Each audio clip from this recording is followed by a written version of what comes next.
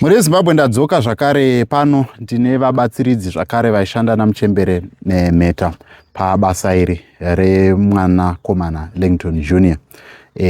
Right, ndoda kuti vangonditsanangurirawo muchidimbu basa ravaiita uyezve nekuti ivo mabasa avo vanobata mabasa api kunemi mhuri yeZimbabwe. Munenge muchizara mumainbox mangu muchiti tisanganisei naMuchembere Ningi, tisanganisei naMuchembere Ningi.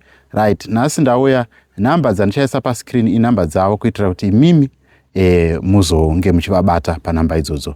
Tinotenda. Redzai ndichingamidze Muchembere vari ku left kwangu naMuchembere vari ku right kwangu. Tichienda takadaro. Makadii zvenyu? Tinofara makadiwa. Zita ndiani? Ndinonzi Mai Muchingami. Alright. Munganditsanangurirawo kuti maita basa renyu ranga rakamira sei pabasa remwana uyu? Basa rangu ini pabasa remwana uyu. Muchindiona ndiri pabasa iri, hakusi kuti ndiri svikiro kana kuti ndiri muprofita. Handina randinoita, asi nekuziva Muchembere Mamoyo wandinogara pedo nepamba pangu. Semunhu munyowani munzvimbo. Haana munhu anga achiziva kuti anoita ripi. Ini nekunge ndaburikidza nekuziva kuti Muchembere ava vanobata vachidai. Vachikumbira kuti nhau yemwana uyu ndokwanisa kunge ndine 2 nezvitatu zvandokwanisa kuita. Semunhu anga asingazikamwe munzvimbo. Kuburikidza nana mambo vange vasingamuzivi. Ini ndo pandakakumbira kuna mambo ndikati dare remwana riri kuitwa rini. Mambo vakandiudza zuva. Tavaona vachidarika kumalaini kweduko. Vakandiudza zuva. Handina kukwanisa kuti ndiudze mambo panguva iyoyo kuti mai vari apa vanoita zvakadai zvechivanhu. Ivo Muchembere Mamoyo sekundiudza kwavanga vaita. Ndakabva ndauya navo kudare kuya. Ndauya navo kudare ndichibva dare richibva raitwa. Sekutaura kwanga kwaita Muchembere Mamoyo kuti ndinogona kumiririra pamwana ndisina kana mari kana chii chandabvisirwa.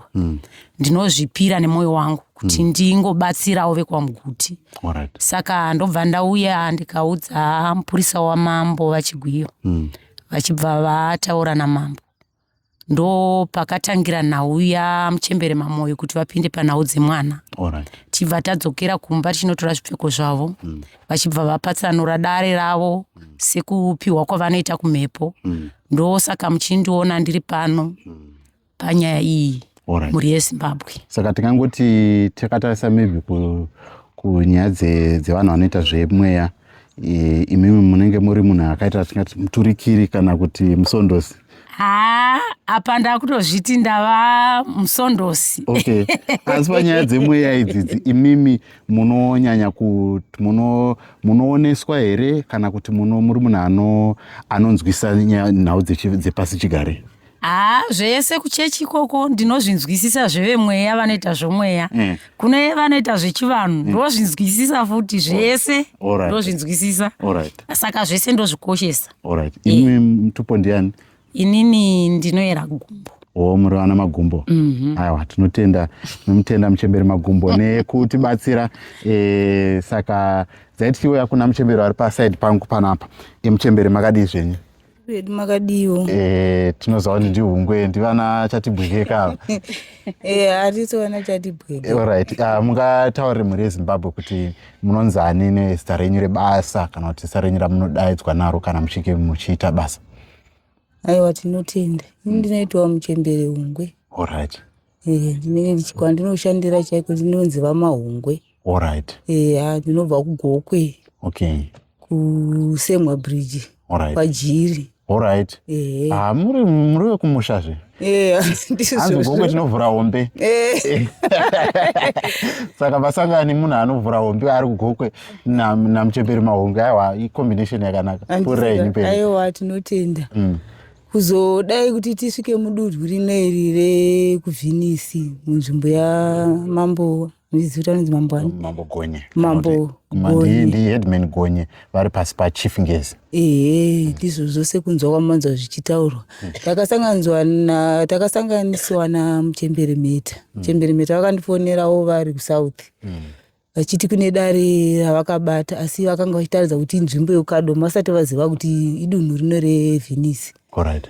Saka nyaya ndanga ndisina zvangu kunyatsoipigwa zvayese kuti yakamira sei. Saka ndobva ndangoti arega ndiite kuti ndisangane namuchemberemeta. Tinzwisise mamiriro akaita nyaya. Takandosangana namuchemberemeta ukadoma. Musi watasangana ndo musi watakazosvika mudunhu rino raMambogonye. Ndobva ndarondedzerwa nyaya mamiriro yakaita. Ndobva tavapo hangu pakutsigira. Kuti aiwa zvamatoripiwa imi matotanga dare kudai. Chirambai makadii, makasimba, musadzokera sure. Nokuti pakazomboita kakuvhiringidza kuti mwana wamuchemberemeta akazorwara kudomboshawa. Saka vave nepfungwa mbiri kuti manje dare ndoriita sei. Vanati ngatingodii, ngatingoshingai, muenderere mberi nebasa. Kuti musiyewo zvinhu zvavapachena kuti vanhu vaone nzira vaone chii. Mumatarewo ndinoita matare. Asi kuti panhau iyi ndakafamba zvangu ndisina zvinhu zvakakwana nekuti vanhu vazhinjiwo vanoda kubetseredzwa. Panhau dzekubetsera idzi ndinoita matare. Makanyanya kusimbira pachii? Panhau dzematare ndakanyanya kusimbirawo. Ndingangoti kumatare ndokwandakanyanya kusimbira. Nekuzotiwo kana munhu aida kugezwawo munyama namakwenzi ndinawo ndinoziva. Kana munhu aida kugadzirirwawo musha, aiwa tinonge tichigona. Nhamba dzenyu dzeEcocash dzinofonerwa nadzo dzinoti chii? Ndedzekukisha ndinyatsodzidziswa ndine dzeNet1. Ndo dzamunofonerwa nadzo? Net1 ndine 071 994 9968. Dzokurodzai zvakare? 071 994 9968. Imi mati munowanikwa kusemwa kuGokwe. Vanenge vachida kutsvaga vanokuwanai kuGokwe? Vanonditsvaga vanondiwana hangu ndinogara muKwekwe. Panumber 148 section 5. Muri muKwekwe? Muri kuMbizo? Pandinowandira stereki. Mune zvimwe here zvamuda kutaura panyaya yedare raJunior semhuri yeZimbabwe inenge yakateerera kuti dare ranga richifamba sei, imimiwo muchirionawo muchitaura pamusoro penyaya pamwoyo penyu nepatare zvinezvi nezvamuri kukurudzira mhuri yeZimbabwe inge ichiita?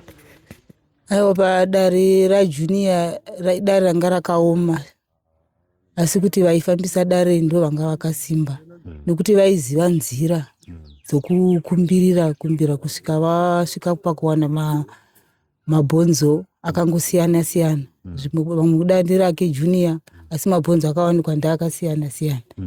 Nokuti panhau iyi pava vachida kuti paitwe chikaranga chakanyatsokusimba. Kukumbirira matunhu aitikira nyaya dzakadai, nekukumbirawo kumadzimambo kuti vatendere vanhu kuti vaite mabasa ravo kuti vawane mwana uyu kuti akatsakatika sei. Saka pakufambiswa kwakaita nhau yaJunior, ini yakandifadzawo pakuti vanhu vakatanga basa yemuchemberemeta anova ndiye wandakanga ndakatsigirawo nevachizosanganisana navamwe vake vana muchembere mwamoyo nana madzibaba. Aiwa, ndinotenda zvikuru kuti vakafambisa basa ravo zvakanaka, vachitenderwawo nezvakagarawo zvichivaudza nzirawo negwara rakanaka. Anditika. Aiwa, tinotenda. Zviripo here zvandisina kubvunzai zvamuda kutaura kana kuti zvapera? Aiwa, ndinongoda zvanguwo kutenda muchemberemeta kuti hai pavanenge vachifambawo pamatare akadai nino ndiye ndichitosimbawo. Varambewo vachindidhonzawo tichipindawo panyaya dzakasimba dzinorwadza dzinorema kudai. Nino ndiye ndichitosimbisawo pamabasa rangu irori. Anditika. Aiwa, tinoda kutendai muchembere. Ndizvo zvandakakuigirai mhuri yeZimbabwe panyaya sezvamunongoziva kuti tine isusu pano paJCTV Africa nepaSly Media tinoda kukuunzirai vanhu vanokubatsirai zvemashuwa vasingazokubiri mari, nekuti donzo redu nderekuti kana wafunga kuita repasi chigare woita repasi chigare uchinangana nevanhu vari kuita zvinhu zvechokwadi. Kana wafunga kuita rechiprofiti woita rechiprofiti uchinangana zvakare nevanhu vanenge vachiita zvinhu zvechokwadi, nekuti donzo redu nderekuti imimi muri Zimbabwe musarasikirwe nepfuma yenyu muchipedza kune vanhu vanenge vachizokutorerai pfuma yenyu. Saka ndo pfungwa yatinenge tinayo uyezve ndo donzo redu sevanhu vatinoti ma-information bearers. Kubva kwandiri Jethro mwana wakwamutero ndoti chisarai, uyezve vanenge vachida kuabata nhamba ndidzodzi dziri pascreen. Musandifonere please, musandibhipe please. Fonai maWhatsApp, musatisende mavoice note muchisanangura matambudziko enyu. Inini handisi muprofita, inini ndingori mutori wenhau chete. Kana ndazopindawo munyaya dzematare, aiwa ndinonge ndichikuzivisai nekuti platform ndiyoyi, asi musafone, musandibhipa muchiti muda kubatsirwa nyaya dzematare. Nhamba ndakupai. Totenda tosangana pamaprogram anotevera.